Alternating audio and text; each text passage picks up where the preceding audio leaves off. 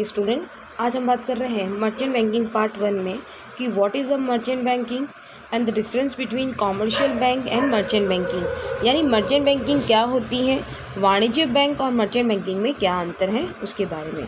तो चलिए स्टार्ट करते हैं कि what is a merchant banking. Merchant banking को हम कह सकते हैं, मर्चेंट बैंकिंग में be defined as an institution, यानी कि मर्चेंट बैंकिंग को एक संस्था के रूप में डिफाइन किया गया है, परिभाषित किया गया है, which cover a wide range of activities such as underwriting of share, portfolio management, project counselling and insurance etcetera. यानी कि बहुत ज़्यादा आप कह सकते हैं क्रियाएँ जो है मर्चेंट बैंकिंग के द्वारा कवर की जाती हैं, जैसे कि अंशों का अभिगोपन करना, पोर्टफोलियो का प्रबंध करना, प्रोजेक्ट की काउंसलिंग करना, यानी जो भी प्रोजेक्ट है बिज़नेस का उसके बारे में सलाह वगैरह देना, साथ ही साथ बीमा का कार्य करना एक्सेट्रा। यानी बहुत ज़्यादा एक्टिविटीज़ होती हैं जो मर्चेंट बैंकिंग के द्वारा की जाती हैं। They all render this service for a fee. ये भी जो मर्चेंट बैंकिंग के द्वारा जो सेवाएं दी जाती हैं उसके लिए एक शुल्क चार्ज किया जाता है।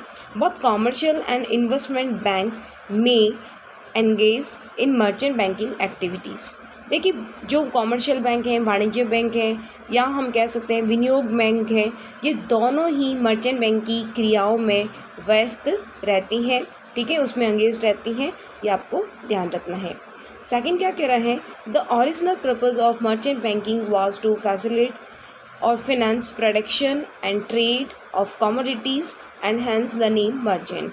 इस मर्चेंट बैंकिंग का नाम मर्चेंट या आप कह सकते हैं व्यापारिक बैंक क्यों है, क्योंकि इसका मेन कार्य क्या है कि जो प्रोडक्शन होता है, जो उत्पादन होता है, उसके लिए वित्त देना, या आप कह सकते हैं कि जो वस्तुओं का व्यापार होता है उसमें सपोर्ट करना, उसमें फिनेंस फैसिलिटी देना, उसमें वित्त की सहायता करना, इसीलिए इसे हम मर्चेंट बैंक के नाम से जानते हैं। चलिए आगे बात करते हैं। Need for merchant banking was felt with rapid growth in number and size of issue made in primary issue. देखिए, पहला पॉइंट क्या कह रहा है कि भारत में हम कह सकते हैं कि व्यापारिक बैंक की आवश्यकता, जो प्राइमरी आप कह सकते हैं प्राइमरी इश्यू होते हैं, जो प्राथमिक मुद्दे होते हैं, उन मुद्दों की संख्या और उन संख्याओं में बहुत ज़्यादा तेज़ी आने के कारण मर्चेंट बैंक की एक कह सकते हैं आवश्यकता को महसूस किया गया है। ज़्यादातर किसके लिए मर्चेंट बैंक की आवश्यकता महसूस की गई है भारत में, वो है प्राइमरी इश्यू, यानी जो प्राथमिक मुद्दे होते हैं उनके कारण की गई हैं। सेकंड क्या कह रहा है कि merchant banking services start by foreign banks namely National Grindlays in 1967 followed by Citibank in 1970। अगर आप बात करें कि भारत में जो मर्चेंट बैंकिंग का कॉन्सेप्ट है वो लाने वाली कौन थी, तो आपको इस नाम को याद रखना है और साथ में ईयर, नेशनल गिल्ड्स 1967। ओके, उसके बाद में सिटी बैंक ने भी इसके तर्ज पे 1970 में स्टार्ट किया, तो ये आपको याद रखना है। साथ में थर्ड पॉइंट क्या कह रहा है, merchant banking service was offered along with other traditional banking services. यानी कि मर्चेंट बैंकिंग जो पारंपरिक आप कह सकते हैं बैंकिंग सेवाएं होती हैं वो भी आपको प्रोवाइड करती हैं, वो भी आपको उपलब्ध कराती हैं। साथ ही साथ ऑब्जेक्टिव्स के हिसाब से आपको एक पॉइंट और याद रखना है, SBI was first Indian bank to set up merchant banking division in 1972। जो SBI थी, भारत की SBI जो बैंक है, उसने मर्चेंट बैंकिंग का एक अलग से कह सकते हैं स्थापित करना वो किया। वो भारत की पहली ऐसी बैंक थी, कौन थी, SBI, जिसने मर्चेंट बैंकिंग को एक सेपरेट डिवीज़न के रूप में 1972 में स्थापित किया या एस्टेब्लिश किया। Later the ICICI set up its merchant banking division in 1973। उसके बाद ICICI बैंक ने इस मर्चेंट बैंकिंग को 1973 में एस्टेब्लिश किया। It was followed by other commercial bank like Canara Bank, Bank of Baroda, Bank of India, Syndicate Bank, Central Bank of India, PNB and UCO Bank etc. और बहुत से ऐसी bank हैं जिन्होंने merchant banking का कार्य जो है वो भारत में कर रही हैं।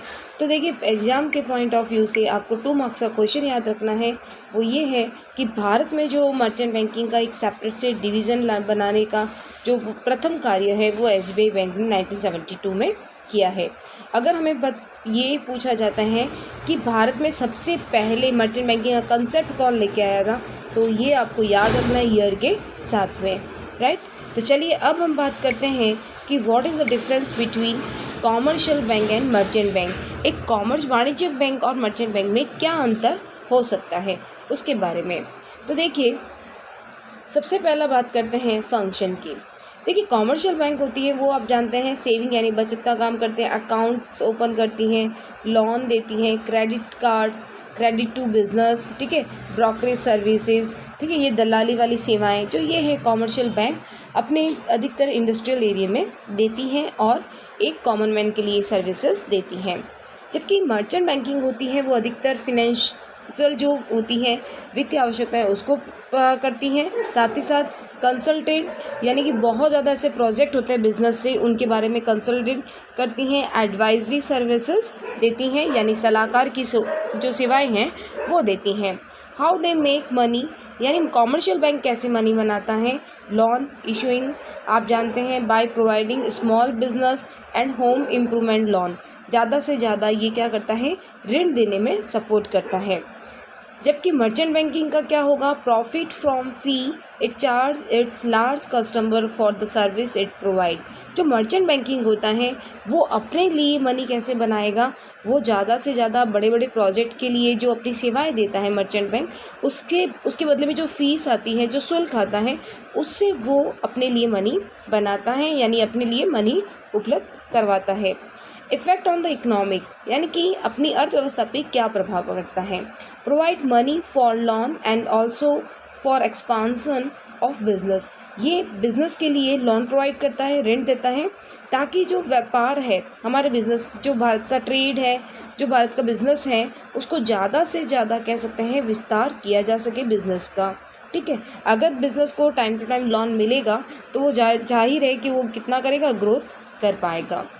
मर्चेंट बैंकिंग क्या कह रहे हैं, provide money to large corporation यानी ज़्यादा से ज़्यादा कॉरपोरेशन को ये अपनी मनी या कह सकते हैं ऋण उपलब्ध कराता है।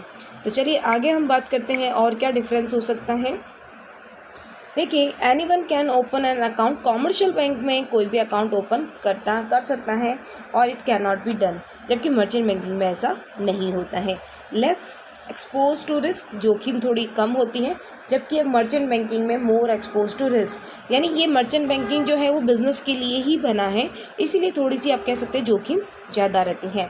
Related to secondary market, most ऑफली the commercial bank related to secondary market, एक द्वितीयक बाजार एक शेयर बाजार से संबंधित होता है, जबकि merchant banking it's related to primary market. Primary market से इसलिए कि जब भी हम कोई भी कंपनी है फर्स्ट टाइम जब अपनी IPO लेके आती है तो वो प्राइमरी मार्केट में लेके आती है, ठीक है।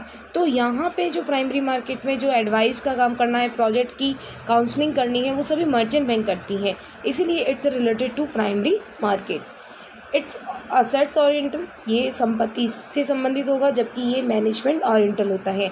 मर्चेंट बैंकिंग में आप जानते हैं कि सभी प्रबंध वाली सेवाएं उपलब्ध कराई जाती हैं, जैसे कि उनको एडवाइस देना प्रोजेक्ट के बारे में, उनको काउंसलिंग देना, ठीक है, उनको टाइम कैसे लोन उनको मिलेगा, ये सारा अधिकतर उनको एडवाइस कह सकते हैं प्रबंध संबंधित कार्य होगा। इसीलिए हम कह सकते हैं कि जो मर्चेंट बैंकिंग है वो मैनेजमेंट ओरिएंटल होती है।